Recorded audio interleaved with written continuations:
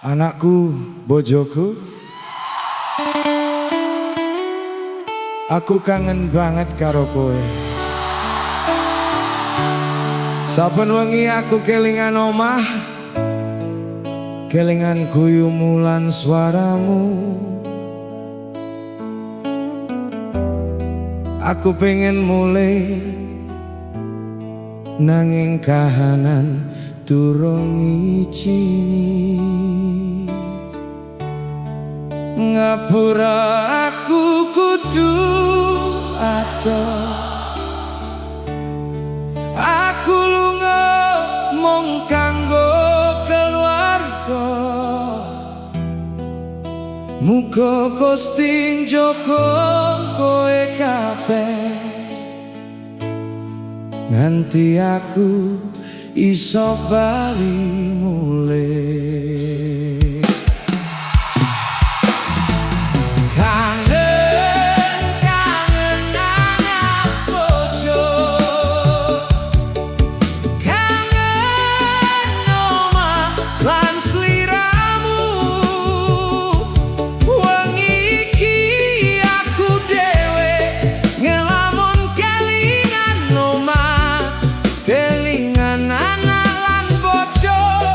Sing tansah ana ning ati.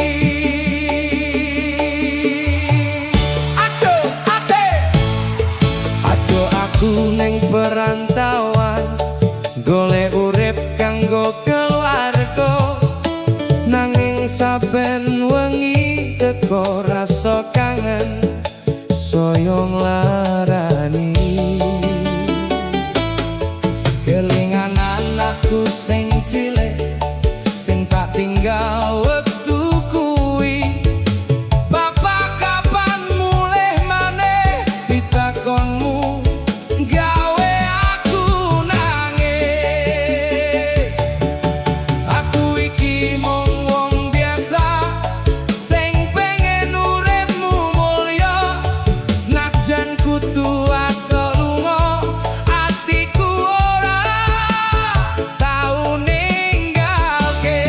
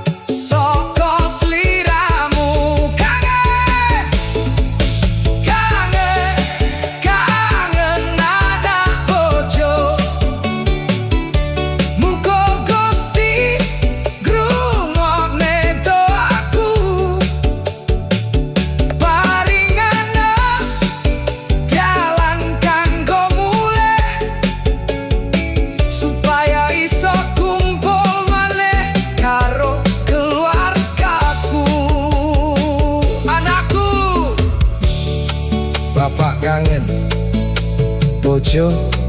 Aku kangen koe, enteni aku.